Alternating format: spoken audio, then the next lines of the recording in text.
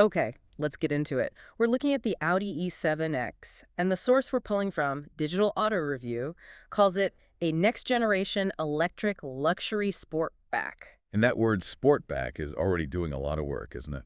It really is. I mean, it's a marketing term for that specific wedge shape, right? You get the utility of a sedan, but with that sloping coupe roofline. Exactly. And it's handsome, for sure, but it's also signaling this car's dual personality. Audi is trying to solve a really specific problem here. Which is what?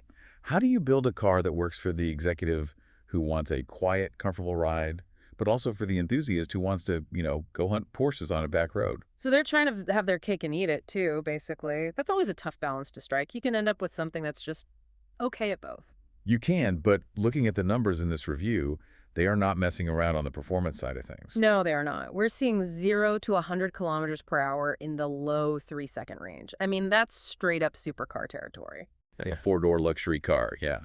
And the horsepower figures, estimated somewhere between 500 and 700 plus, they back that up. But raw speed is almost cheap in the EV world, isn't it? Slap in a big battery and motor and you can go fast in a straight line. That's the key. What the source really emphasizes is how they manage that power.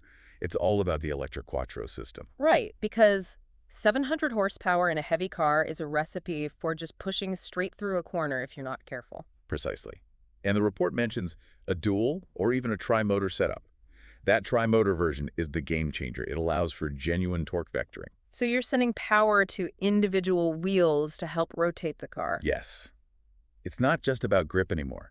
It's about using the motors to hide the weight of that battery, to make the car feel agile, not just heavy and fast. So they're basically using software and smart motor placement to fight physics, and that must tie into the adaptive air suspension they mention. It has to.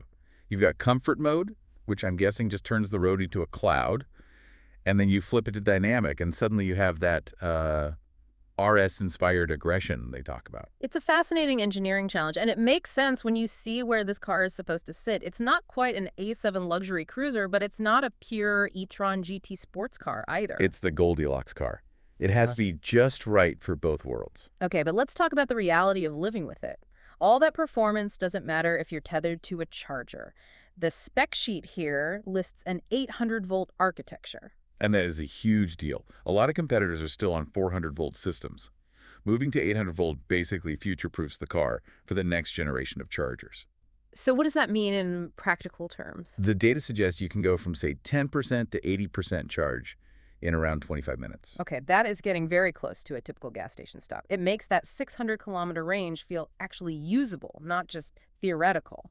And while you're on those long trips, the interior seems designed to be a kind of sanctuary. I see that. It mentions the curved MMI touch OLED displays, of course. Sure, the screens are there, but they're also pushing this sustainable luxury angle eco-leather recycled materials and pairing it with things like a Bang & Olufsen 3D sound system. It's an interesting combination. The powertrain is silent, and then you fill that silence with this incredibly high-end audio.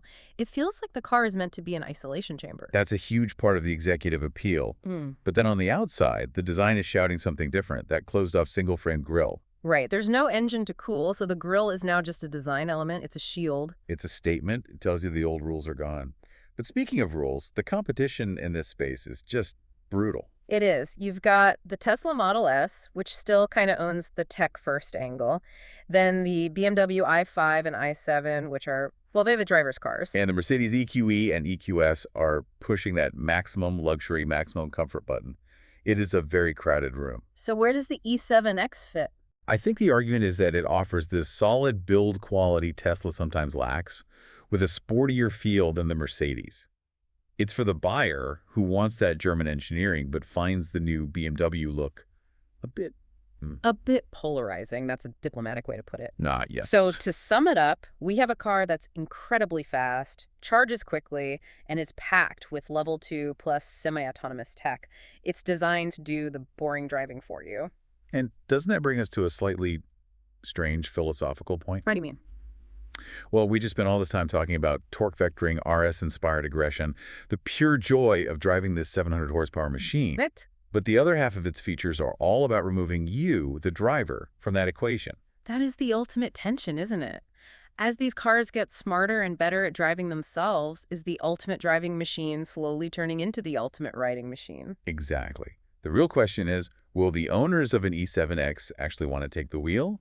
Or will they be happy to just let the AI have all the fun?